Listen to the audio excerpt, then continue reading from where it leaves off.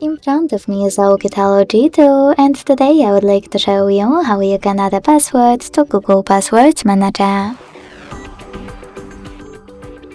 Begin by opening Settings and scrolling down to click on Passwords and Accounts.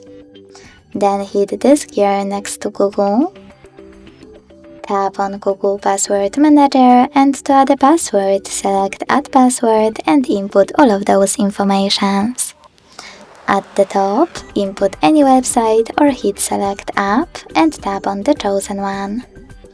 Then enter your username, email or phone number, password, and even take some helpful notes. When you finish, hit Save at the top right corner. Thanks so much for watching. If you enjoyed this video, leave a like, comment and subscribe. Bye!